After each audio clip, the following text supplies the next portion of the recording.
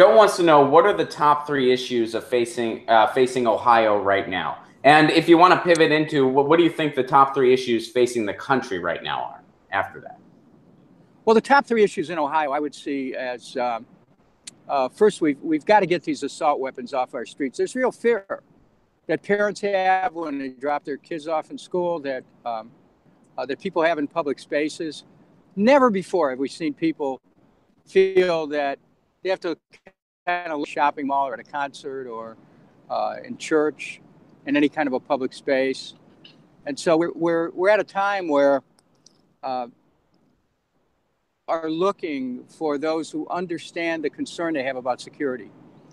And so Tara Samples and I, we're both parents. We understand the importance of protecting children, and we want the children protected. So assault weapons are in this election, they've ended up being a big issue because my principal opponent, whose name is Mr. Richard Cordray, has been the NRA's guy in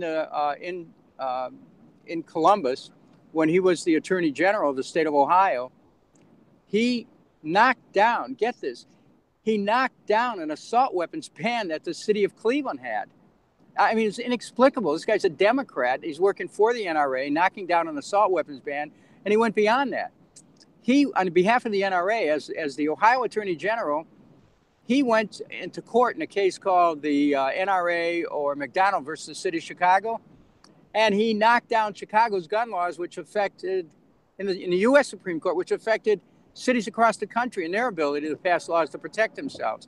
So I'm running against someone who believes that guns are a God-given natural right, who is talking about, and I'm quoting him, upholding an Anglo-American tradition, the kind of rhetoric that doesn't really belong in a Democratic primary, let alone in the governor's office. So this election ends up being about assault weapons, but it's also about other things, of course. It's about jobs. People want jobs. They want good paying jobs. They want $15 an hour at least, minimum wage. They want jobs that are going to lead somewhere to help them pursue their dream. We need to rebuild Ohio's infrastructure and create a lot of jobs, good paying jobs.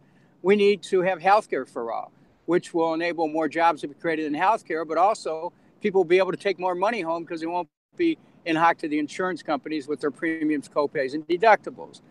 We need young people to be able to go to college tuition free so they can create economic opportunities for themselves. We need to incentivize universities to create jobs programs through incubating technology and selling or licensing that technology to the private sector, create more jobs. So it's about jobs, about rebuilding Ohio is the second point. The third thing, I think, is healthcare. I believe very strongly that the state has a moral obligation to make available programs that provide health care for all. I wrote the bill, H.R. 676, universal, single-payer, not-for-profit health care, Medicare for all. And we're soon to unveil a Medicare for all program for the state of Ohio. And this program will make it possible for everyone to have affordable and accessible health care. So those are the three issues. There's other issues. I want to mention one other that's really important. And, I would put all of these issues as top. The next one is fracking. Ohio has one of the greatest assets of clean water in the world. We're part of a chain of Great Lakes in the north. Lake Erie has some of our great cities that are on the shores of Lake Erie. That water has to be protected. The water quality has to be protected. Fracking uses over 1 billion gallons of water a year to push chemicals into the ground to dissolve the rock to get to shale oil and shale gas, and it is ruining water. They're risking the contamination of aquifers. They take the contaminated waste, the frack toxic waste, re-inject it into the ground. I've said that as the next governor of Ohio, I'm going to stop fracking. We'll begin by telling the Department of Ohio, the Ohio Department of Natural Resources, no more permits for fracking. Number one. Number two, the people who are doing the fracking now, if there's any environmental violations on their land, we'll shut them down. So we're going to seek to limit this and stop this fracking of shale oil and shale gas and bringing in toxic waste in Ohio and dumping it by the millions of gallons into our land. We're going to stop that. So this is an environmental question. It's a question of water. Water resources are used to frack. These companies are siphoning it from reservoirs and from lakes and from streams. They're basically stealing the water. So that's the other issue I wanted to mention. I have pledged that we're gonna work to end fracking in Ohio. So yeah, I'm from Pittsburgh, so I know that drill. When I was in graduate school, I went to graduate school in Pittsburgh. I did a media ecology study on like how fracking was being covered in the press. And what I found just from doing some sleuthing online, now this was a couple years ago, but they had committed over 2,800 violations within a year, and none of it was reported. And I'd imagine, if anything, it's gotten even worse. But well, let me tell you, in line with exactly what you said, here's what I intend to do. You stop the Ohio Department of Natural Resources, which currently issues the permits for fracking. I order them to stop that. Then the wells that exist, which you said in Pennsylvania, it's the same thing in Ohio. They have all these violations. If they have one violation, we'll shut them down. And so, this industry is put on notice that they're not going to ruin Ohio's land. They're not going to ruin Ohio's air. They're not going to steal Ohio's water once I become governor. And it's a big issue because, these oil interests have enormous control in the Ohio legislature.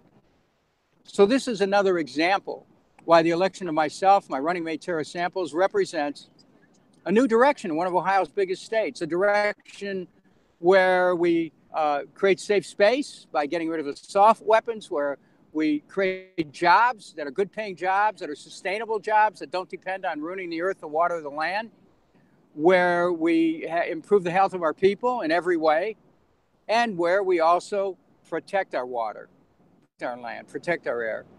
So yeah, this is really a transformative moment for people who've tuned in and they want to know how to get involved. Go to Kucinich.com. That's Kucinich.com.